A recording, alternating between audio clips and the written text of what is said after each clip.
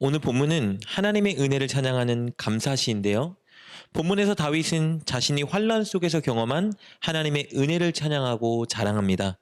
그러면서 동시에 다른 이들에게도 하나님을 신뢰하여 그 은혜를 맛보라고 권하고 있습니다. 본문을 통해 그 내용을 살펴보도록 하겠습니다. 다윗은 먼저 자신이 하나님을 찬양하고 자랑하겠노라 선포합니다. 우리 1절, 2절입니다. 내가 여호와를 항상 송축하며 내 입술로 항상 주를 찬양하리이다. 내 영혼이 여호와를 자랑하리니 곤고한 자들이 이를 듣고 기뻐하리로다. 이렇게 하나님을 찬양하겠노라 선언한 다윗은 그가 왜 하나님을 찬양하고 자랑하는지 그의 개인적인 간증을 통해 그 이유를 노래합니다. 우리 4절부터 6절 말씀 볼까요? 내가 여호와께 간구하매 내게 응답하시고 내 모든 두려움에서 나를 건지셨도다. 그들이 주를 앙망하고 광채를 내었으니 그들의 얼굴은 부끄럽지 아니하리로다. 이 공고한 자가 부르짖음에 여호와께서 들으시고 그의 모든 환난에서 구원하셨도다. 다윗이 하나님을 찬양하는 이유는 하나님께서 다윗의 기도에 응답하셔서 다윗을 구원해 주셨기 때문입니다. 다윗은 사울 왕에게 쫓기는 상황 속에서 잠시 블레셋의 가드 성읍으로 도주했었습니다. 그때 다윗은 굉장히 두려웠어요.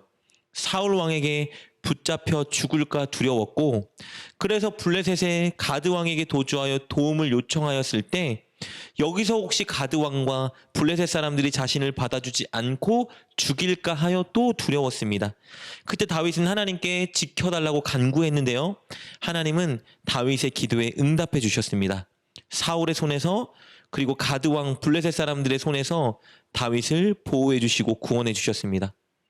다윗은 이렇게 자신의 기도에 응답해 주시고 구원해 주신 하나님의 은혜를 찬양하고 자랑하고 있는 거예요. 이렇게 하나님의 은혜를 경험하여 하나님을 찬양한 다윗은 홀로 하나님을 찬양하는 것에서 그치지 않았습니다. 그는 더 나아가 사람들에게 하나님을 믿으라 권합니다. 너희들도 이 좋은 하나님을 신뢰하여 하나님의 은혜를 누리는 자리로 나아가라 권하고 있는 거예요. 우리 8절부터 10절 말씀 볼까요? 너희는 여호와의 선하심을 맛보아 알지어다. 그에게 피하는 자는 복이 있도다. 너희 성도들아 여호와를 경외하라. 그를 경외하는 자에게는 부족함이 없도다. 젊은 사자는 궁핍하여 줄일지라도 여호와를 찾는 자는 모든 좋은 것에 부족함이 없으리로다. 다윗은 너희도 나처럼 여호와의 선하심을 맛보라 이렇게 권하고 있습니다. 하나님을 잘 믿으라는 거예요. 다윗은 자신에게 역사하신 하나님이 동일하게 다른 이들에게도 역사하시니 그 하나님을 믿고 신뢰하라고 전도하고 있는 겁니다. 8절을 보면 하나님께 피하는 자는 복이 있다 말하죠. 9절에서는 하나님을 경외하는 자는 부족함이 없다 합니다. 10절에서는 하나님을 찾는 모든 자는 모든 것에 부족함이 없다고 선언하고 있습니다. 그러나 여기서 우리가 오해하지 말아야 될 것이 있는데요. 다윗이 8절부터 10절을 걸쳐서 말하고 있는 이 하나님께 받을 복은 무조건 물질적인 복을 의미하는 것은 아니라는 겁니다. 하나님을 경외하면 세상의 가치관의 근거에서 건강, 돈, 명예, 승진, 인기 이것들 무조건 넘치도록 받는다는 의미는 아니에요. 그런 상대적인 행복의 요소를 받을 수도 있지만 넘치도록 받지 못할 수도 있습니다. 그러나 절대적인 행복의 요소는 반드시 보장받습니다. 하나님의 사랑, 하나님의 구원, 하나님의 도움, 하나님의 임재, 이런 하나님과의 깊은 관계를 통해서 온전한 기쁨과 행복은 보장받을 수 있는 거예요. 다윗은 그것을 말하고 있는 것입니다. 그래서 이렇게 하나님을 찾고 하나님을 경외하라고 말한 다윗은 하나님을 경외하는 더 구체적인 방법을 설명해 줍니다. 하나님을 제대로 믿는 방법을 말해주는 거예요. 우리 11절과 14절 말씀 볼까요? 너희 자녀들아 와서 내 말을 들으라. 내가 여호와를 경외하는 법을 너희에게 가르치리로다. 악을 버리고 선을 행하며 화평을 찾아 따를지어다. 하나님을 잘 믿는 방법은요, 악을 버리고 선을 행하며 화평을 추구하는 거예요. 늘 하나님 말씀을 따라 선을 행하는 삶을 살고 사람들과의 관계에서 용서, 양보, 헌신의 자를 택해서 화평을 만드는 삶을 사는 겁니다. 이런 자를 우리는 의인이라고 부릅니다. 하나님을 경외하는 자라고 부르는 거예요. 하나님을 향한 믿음 때문에 하나님 말씀에 따라 선을 행하고 화평을 추구하는 사람, 바로 의인입니다. 하나님은 이렇게 하나님을 경외하는 의인을 첫째, 늘 바라보시고 늘 귀를 기울여 기도를 들어주십니다. 그리고 둘째, 반드시 그를 구원해 주십니다. 셋째, 그에게 다가오는 고난에서 그를 건져 주시고요. 그리고 넷째, 그를 반드시 보호해 주십니다. 우리 15절, 17절, 19절, 20절 말씀 볼까요? 여호와의 눈은 의인을 향하시고 그의 귀는 그들의 부르짖음에 기울이시는도다.